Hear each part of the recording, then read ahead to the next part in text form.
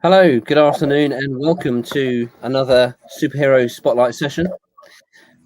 I'm delighted to say with me this afternoon I have Arno van Helden from Standard Bank of South Africa. Arno, hello, how are you?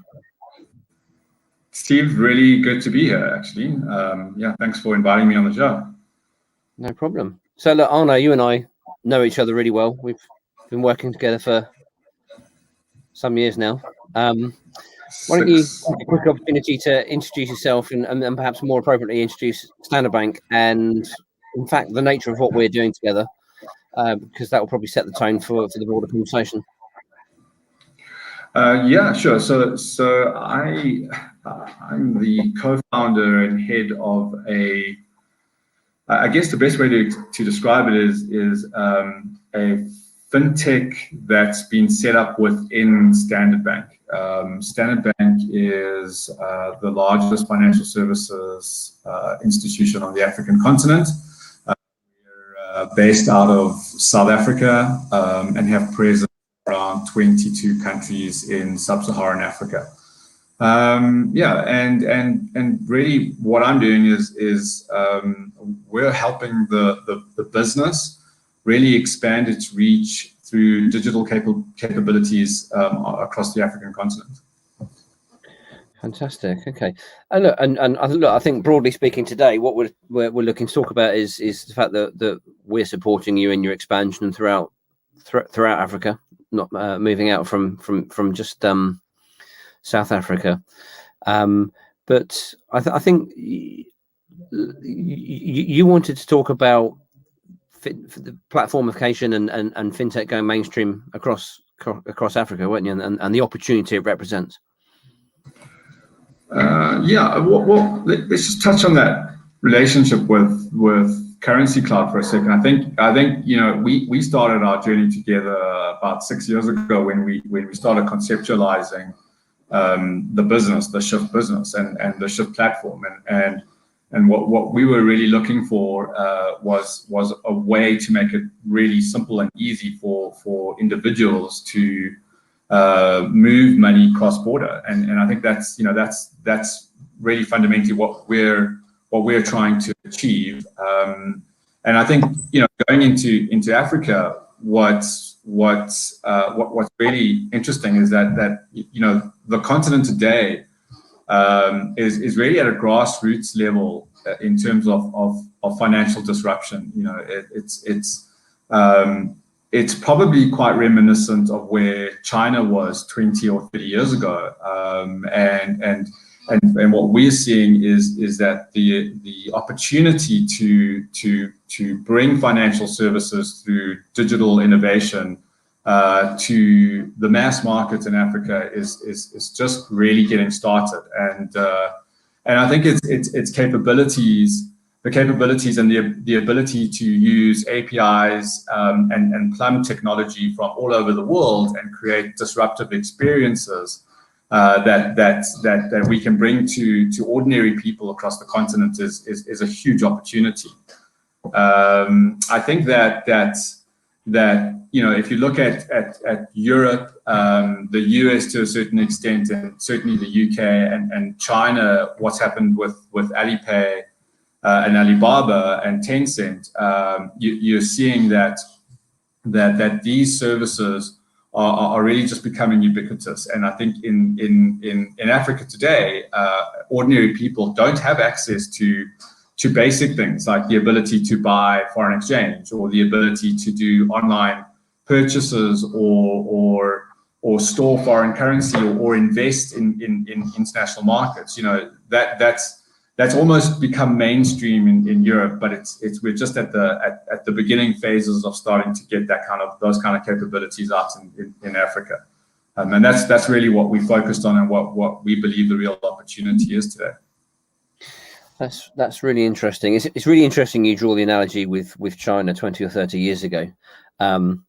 I'm reminded of a conference I went to several years ago in Madrid, I think it was.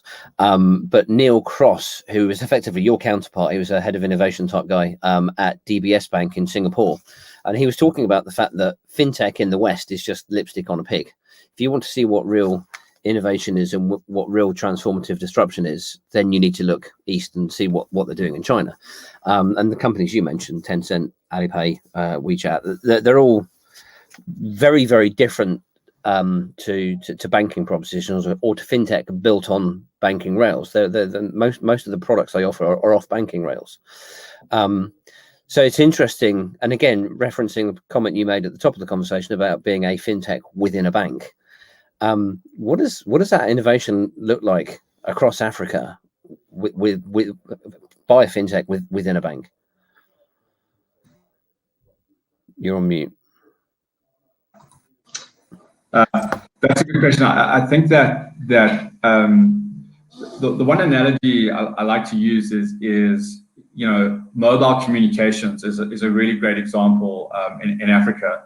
In the vast majority of Africa, fixed line communications didn't really take off. It was really expensive and difficult to lay the cables and provide the infrastructure for that. And so what you found in Africa is that Africa, by and large, missed line communication industry or development, and went directly onto mobile communication. So what you see in Africa is 3G, 4G, and now 5G telecommunication infrastructure all over the place. And ordinary people have just gone directly into feature phones, and from feature phones now there's a big drive into smartphone technology. And so I think you're going to find it's similar in banking. You have the traditional way of banking, massive core banking infrastructure and branches, in the more developed countries like South Africa. But I think certainly in the retail space, the rest of Africa is likely to just move directly onto mobile banking and the technology as a way to interact with financial services. So I think that's really the future, and that's what we're seeing happening across sub-Saharan Africa today. And I think that where we've got an interesting dynamic is that traditional banking doesn't really have much of a customer base across the retail African space. Most, especially in sub-Saharan Africa, most people that are active financially are either using cash, physical cash, for their day-to-day needs. And now we're seeing certainly the rise of wallets and mobile businesses like Vodacom and Orange and MTN and these guys actually enabling financial services through mobile wallets. So I think that being a fintech within an organization like Standard Bank kind of helps us to kind of get away from the traditional mainstream way of banking and really look at what are those opportunities, who are the competitors, and how do we get in front of customers, leveraging things like mobile communications and smartphones to rapidly get in front of retail customers across the African continent. Yeah, it's interesting. This is something that's been talked about at conferences for quite some time, that the fact that Africa, there's very little legacy infrastructure that needs managing, and there really is an opportunity for fintech to leapfrog ahead, unencumbered. What next for Shyft within Standard Bank? Obviously we've talked about the fact that we collaborate together to provide cross-border remittances and payments offshore to Shyft customers. But what are your immediate plans for expansion, be it geographically, product-wise, adjacencies? Where next? Well, I think what we have to decide, or what we've decided, is where do you want to play within the market, because the market today is very broad and very deep, and I think there are lots of different types of needs. So what we've decided is that we don't want to play necessarily we don't want to get too involved in the remittance space. There's lots of players in that space at the moment, and there are a lot of solutions out there that solve specifically for the low value payments. What we see ourselves doing is really providing a somewhat more sophisticated capability into the market. You know, we want to be playing in the space where individuals have got what we call this global mindset. So they might live in Nairobi or in Kinshasa or in Cape Town, but we want to provide a capability that allows them to access the world financially, and that happens through various different mechanisms. We have the basic, I want to buy dollars or euros or pounds, and I want to move that money into bank accounts offshore for the purposes of investing. And I think that's our bread and butter. That's what we've always offered for the last couple of years. But what we're also seeing is that people want access to more complex services. People want to be able to use their foreign exchange to shop online, to manage Netflix subscriptions, to manage Apple subscriptions, and these kind of things. So for that, we have virtual cards. People also are traveling.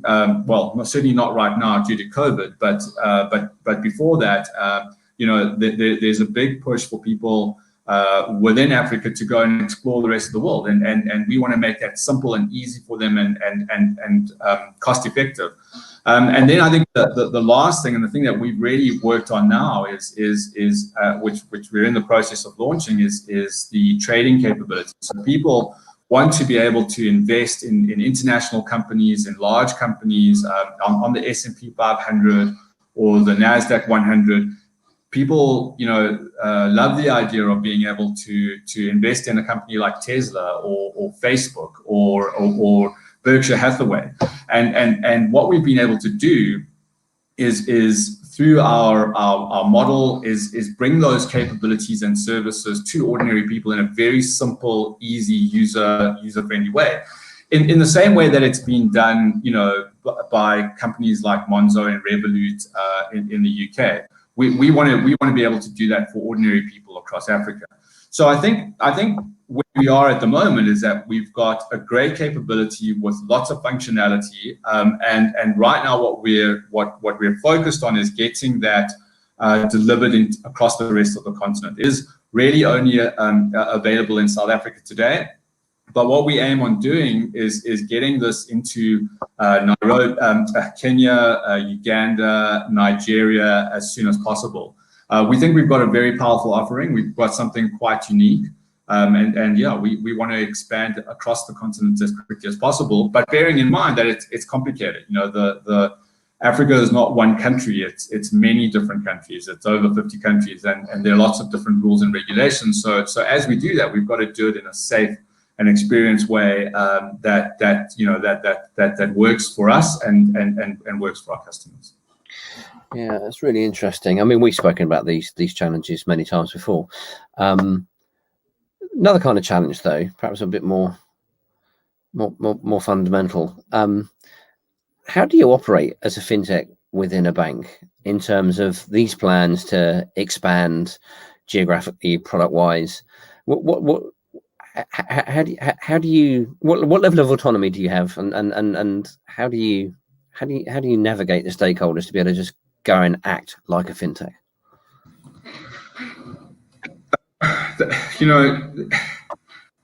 Every day is different. There's not one particular way of managing things. I think that an organization like Standard Bank is big, it's large, and I think what we try to do is we show the value of what we're doing. We want to remind people why we're doing this and the value that it brings to our customers and our shareholders, and so we constantly reinforce that. And I think that really helps us to kind of get a lot of the autonomy and the traction that we need and the support within the organization. There are not many opportunities like the opportunity we currently face today in the world today from a fintech perspective. I think we've we're lucky that we've had Standard Bank as really a big supporter of the vision. And yeah, you know, we just are going to keep going, and I have no doubt that the bank will continue to support us. It's not easy. It's difficult. There are lots of different stakeholders, but you know, so far the journey is going well.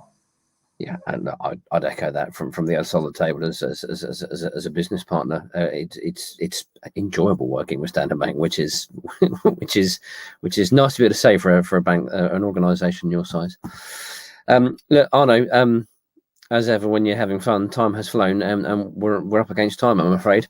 How do people get hold of you if they want to learn more about what you're doing in Africa or indeed more about Shyft specifically? Well, the easiest way is through LinkedIn. You know, it's Arno von Helden. Just look me up on LinkedIn. You'll find me. And of course, you can always reach me directly through via email, which I think we can post my email address on here shortly. And you know, if anyone wants to chat or discuss anything, I'm always open to having conversations. So Stephen, yeah, thanks very, very much. I really appreciate the time, and yeah, it was an interesting conversation. The pleasure is mine, Arno, and to anyone listening, Arno really is a superhero in Africa, so definitely reach out to him. Arno, thank you. Good to chat.